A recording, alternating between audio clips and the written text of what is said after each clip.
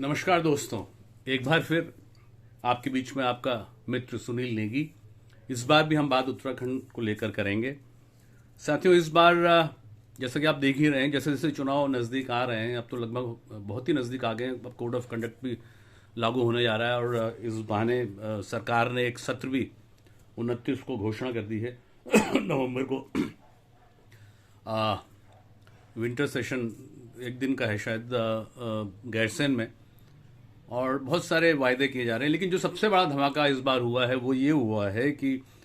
हमारे जो हरीश रावत हैं, जो इलेक्शन कैंपेन कमेटी के उत्तराखंड प्रदेश के चेयरमैन हैं और जिन्होंने हाल ही में एक बहुत ही बड़ी कुर्बानी दी है, प्रदेश अध्यक्ष महामंत्री पद त्याग दिया है और इंचार्जशिप त्याग दी है, इसलिए कि उत्तराखंड में वो अपना समय दे पाएँ और दे भी रहे हैं। मतलब आज उत्तराखंड में सबसे वरिष्ठ और सबसे कद्दावर नेता अगर कोई है तो हरीश रावत ने अपने आप को निसंदेह रूप से गैर विवादास्पद तरीके से साबित कर दिया है। और आज तो स्थिति इस हद तक उन्होंने मुकाम तक पहुंचा दी है कि वो उत्तराखंड के स्पष्ट तौर पर मुख्यमंत्री के दावेदार माने जा रहे हैं। खास तौर से ये भी कहा जा रहा है कि एक तरीके से केंद्रीय हाईकमान में उनके ओहदे पर मुख्यमंत्री भविष्य के उस पर एक मोहर लगा दी। और हरीश रावत इस कदर कॉन्फिडेंट हैं कि वो ये मान के बैठे हैं और संभवतः पॉलिटिकल एनालिस्ट भी इस बात को कहते हैं कि शायद कांग्रेस जो है इस बार अपनी सरकार वहां बना रही है। खैर, मेरा कहने का तात्पर्य अभिप्राय ये है कि जहां सब कुछ उनके हिसाब से ठीक चल रहा था, उनकी बड़ी बड़ी रैलियां हो रही है, उन्हें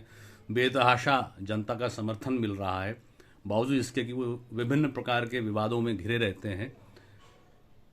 उनकी बेटी ने खुद उनके लिए मुसीबतें खड़ी कर दी, ऐसा राजनीतिक एनालिस्ट का मानना है। एक तरफ प्रियंका गांधी ने हाल ही में कुछ दिन पहले उत्तर प्रदेश में 40% सीटें महिलाओं को देने की बात की कांग्रेस की तरफ से, और कांग्रेस में अच्छा खासा धमाका मच गया। बहुत बड़े नेता इस चुनाव में समझते हैं कि उनकी कुर्सी ना डगमगाने लगे, उनकी सीटों पर इससे असर ना पड़े।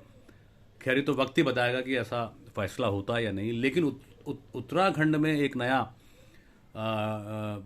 अर्थक्वेक आ गया कांग्रेस की पॉलिटिक्स में, खास तौर से जब अनुपमा रावत जो महामंत्री हैं, राष्ट्रीय महामंत्री हैं, महिला कांग्रेस की, हरीश रावत जी की बेटी हैं, उन्होंने एक धमाका कर दिया ये कह करके कि 40% सीटें जो है उत्तराखंड में उत्तराखंड की महिलाओं को इस बार दी जानी चाहिए। यानी अगर 70 में से 40% सीटें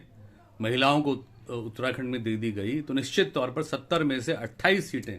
विशुद्ध तौर पर महिलाओं के हिस्से में आएगी। तो ऐसे में तो बहुत सारी ऐसी सीटें होंगी जिसमें कांग्रेस के जो लोग वर्षों से तैयारी कर रहे हैं या सिटिंग एमएलएज हैं या इवन मिनिस्टर्स हैं, संभवतः अगर दावेदार मजबूत रहा उनके एरिया से तो उनको अपनी सीट पर खतरा महसूस हो सकता है। और मैं आपको ये बात इसलिए भी कह रहा हूं कि ऐसा भी समाचारों में चल रहा है कि जो हाल ही में कैबिनेट मिनिस्टर यशपाल आर्य और उनका बेटा संजीव आर्य, जो दोनों विधायक हैं, वो कैबिनेट मिनिस्टर भी रहे हैं भारतीय जनता पार्टी में, कांग्रेस से ही वहाँ गए थे, जो वापस आए, वापस आने के बाद उनकी लड़की बहुत सक्रिय राजनीति में, सरिता आर्य। तो ऐसा भी कहा जा रहा है कि नैनीताल सीट से इनको भी दिक्कत हो सकती है। तो कहने का मतलब है कि एक असुरक्षा की भावना इस धमाके से पैदा हो गई है। और ये असुरक्षा की भावना न सिर्फ कांग्रेस के विधायकों को हो रही है, बल्कि उनको भी हो रही है जो सही अर्थों में, सही मायनों में जिनकी महिलाएं सक्रिय राजनीति में हैं। लेकिन इससे हरीश रावत जी भी एक मुसीबत में फंसे, क्योंकि वो प्रदेश की सारी जिम्मेदारी उनके ऊपर है और उन्होंने कितनों को आश्वासन दिया होगा कि उनकी सीटें इस बार पक्की हैं। तो अगर उनकी बेटी की बात सिरे चढ़ गई, हाईकमान उनकी मांगों को मान गया, जैसे कि उत्तर प्रदेश में स्वयं प्रियंका गांधी ने इस बात की घोषणा की है, तो निश्चित तौर पर 28 सीटें जो है 70 में से महिलाओं को दी जाएगी। तो ऐसे में हरीश रावत की स्थिति काफ़ी डामाडोल नजर आ रही है, क्योंकि उनको जवाब देना बड़ा मुश्किल हो जाएगा अपने लोगों को, जिनके सहारे पर वो प्रदेश की राजनीति कर रहे हैं और बहुत मजबूती से आगे बढ़ रहे हैं। और इस पे जो है आग में घी डालने का काम कर दिया उनके ही पुराने साथी, जो कि कुछ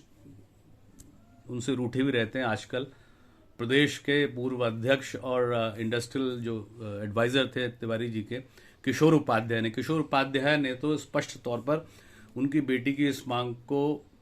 पूरे तरीके से, पूरी ताकत और शक्ति के साथ जो है इसे आगे बढ़ा दिया, पूरा अपना समर्थन दे दिया। उन्होंने तो यहाँ तक आज बयान दिया है जिसमें उन्होंने स्पष्ट तौर पर कहा है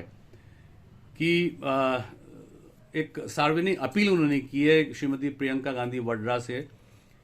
कि इसको जो है वो पूरी शक्ति और ताकत के साथ लागू करें। उन्होंने ये तक कह दिया कि 2017 के विधानसभा चुनाव में तत्कालीन प्रदेश प्रभारी श्रीमती अंबिका सोनी व तत्कालीन मुख्यमंत्री हरीश रावत जी को सुझाव दिया था कि सत्ताधारी दल होने के नाते कांग्रेस को राज्य के सभी राजनीतिक दलों से सर्वानुमति बनाकर सभी 70 की 70 सीटों पर महिलाओं को चुनाव लड़वाना चाहिए और संपूर्ण महिला सरकार की एक नई पहल गंगा यमुना प्रसूता धरती तथा नारी विमर्श के सर्वोच्च आस्था स्थल से इसका उद्घोष करना चाहिए। उपाध्याय ने राज्य के सबसे अनुभवी और वरिष्ठ नेता हरीश रावत के 20% टिकट देश की रक्षा के लिए अपना जीवन समर्पित करने वाले भूतपूर्व सैनिकों को देने की मुहिम का भी स्वागत किया और आशा व्यक्त की कि राज्य में अन्य राजनीतिक दल भी इस मुहिम का आदर और सम्मान करेंगे। खैर, हरीश रावत ने जो 20% सीटें गैर एक्स सर्विसमैन को देने की बात की है, तो उसका तो सीधा सीधा स्पष्ट नजर आता है कि आम आदमी पार्टी के चूंकि अध्यक्ष और मुख्यमंत्री प्रत्याशी कोठियाल जी हैं, तो उनको लगता है कि सबसे ज़्यादा जो एक्स सर्विसमैन के वोट कहीं आम आदमी पार्टी में न चले जाएं, तो एक उसका कंपनसेशन भी है कि उन्होंने 20% सीट जो है वो एक्स सर्विसमैन को दी है। खैर, ये स्वागत योग्य कदम है। अब बात आती है कि 20% सीट अगर इन्होंने एक्स सर्विसमैन को दे दी, जो कि एक स्वागत योग्य कदम है, उनको मिलना चाहिए, सभी लोग इसका स्वागत करते हैं, तो 28% जो है उनकी बेटी ने जो मांग की है सीटों के लिए, महिलाओं के लिए, उसको मिला करके पूरी ये सीटें जो है 28 और 58% सीटें जो है वो ऐसी हो जाती हैं जो निश्चित तौर पर उत्तराखंड में जो मौजूदा राजनीतिज्ञ लोग हैं, जो राजनीति में सक्रिय इसलिए कि उन्हें चुनाव लड़ने हैं, उनके तो लाले पड़ जाएंगे। मतलब आने वाले समय में वो निश्चित तौर पर उनकी जो नेतागिरी है वो एक तरीके से उसका रेड सिग्नल हो जाएगा कि उनको टिकट मिलती या नहीं मिलती, इस पर एक सवाली निशान लग जाएगा। तो कहने का तात्पर्य अभिप्राय ये है कि आने वाले दिनों में उत्तर प्रदेश या उत्तराखंड में कितनी महिलाओं को टिकट मिलती है, क्या प्रियंका गांधी द्वारा किए गए वायदे और अनुपमा रावत द्वारा जो मांग रखी गई है अपने पिता से और प्रदेश कांग्रेस से, क्या वो पूरी होगी? क्या वास्तव में 40% टिकट महिलाओं को दी जाएगी? ये तो वक्त की नज़ाकत पर ही डिपेंड करता है और आने वाला समय ही बताएगा कि कितने वायदे पूरे होते हैं, क्या वास्तव में ये वायदे पूरे किए जाते हैं। लेकिन एक बात तो बहुत स्पष्ट है उत्तराखंड को लेकर के, जिस उत्तराखंड में कांग्रेस इस बात को मानकर चल रही है और ताल ठोक कर ये बात कर रही है कि आने वाला समय उनका है, 2022 में उनकी जीत सुनिश्चित है, क्योंकि भारतीय जनता पार्टी का एंटी इनकम्बेंसी फैक्टर और जो ट्रेंड आज तक चला है पिछले 20 वर्षों में कि एक बार भारतीय जनता पार्टी, दूसरी बार कांग्रेस आती है, तो इस बार उस दृष्टिकोण से, उस ट्रेंड से कांग्रेस का नंबर भी दिख रहा है। और साथ साथ जो नाराजगी है इस सरकार से, जिसने 4 वर्षों में 3 मुख्यमंत्री, यूं कहें तो 3.5 महीनों में 3 मंत्री बदल डाले, कोविड समस्या को लेकर के उनका जो गवर्नेंस थी उससे भी लोग बहुत नाराज हैं। प्रदेश में बेरोजगारी के सवाल पर, वुमेन एम्पावरमेंट के सवाल पर, हेल्थ सेक्टर पर, पलायन पर, और जिस प्रकार से शराब का बोलबाला पूरे उत्तराखंड में फैलाया गया है, क्योंकि प्रदेश सरकार को 3,000 करोड़ रुपए एनुअल जो है इससे अर्निंग होती है। इसके अलावा जो 65,000 करोड़ का डेफिसिट, घाटे का बजट इस सरकार का है, और बहुत सारे वायदे जिसके रहते ये सरकार से बहुत नाराजगी लोगों की है, उसके रहते कांग्रेस को जो मजबूती और ताकत इस बात पे नजर आ रही है कि उनकी सरकार आने वाली है। और हरीश रावत तो खास तौर से इस बात को लेकर आश्वस्त थे कि भविष्य के मुख्यमंत्री वही बनने जा रहे हैं, क्योंकि उन्होंने इसको लेकर के एक बहुत बड़ी कुर्बानी दी है। अपना न सिर्फ राष्ट्रीय अध्यक्ष पद एक सबसे पुरानी पार्टी का छोड़ा है, बल्कि पंजाब का जो है उन्होंने इंचार्जशिप की छोड़ी है।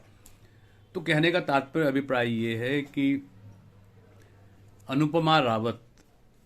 की ये मांग उत्तराखंड के इस चुनाव में हरीश रावत के लिए कितनी मुसीबत का सबब बनती है, खास तौर से तब जब उनके एक जमाने के साथी, एक समय के साथी, आज भी कांग्रेस के वरिष्ठ नेता और पूर्व कांग्रेस अध्यक्ष जो उनसे कुछ रूठे रूठे हैं, किशोर उपाध्याय ने जिस तरीके से आग में घी का काम किया है, इस मुद्दे को लेकर के हरीश रावत को आने वाले समय में क्या मुसीबतों का सामना करना पड़ेगा, ये एक बहुत बड़ा सवाल है। खैर, हम उम्मीद करते हैं कि 40% सीटें न सिर्फ कांग्रेस में बल्कि हर दल में महिलाओं को मिले। वुमेन एम्पावरमेंट की मांग बहुत पहले से उठती आई है। पहले 33% सीटों की बात कई वर्षों से चल रही है विधानसभाओं में और भारतीय संसद में, जिसको सोनिया गांधी ने बहुत बढ़ चढ़कर उठाया। सभी के दलों के मैनिफेस्टो में इस बात को बहुत ही मजबूती से उठाया जाता है, लेकिन अंततोगत्वा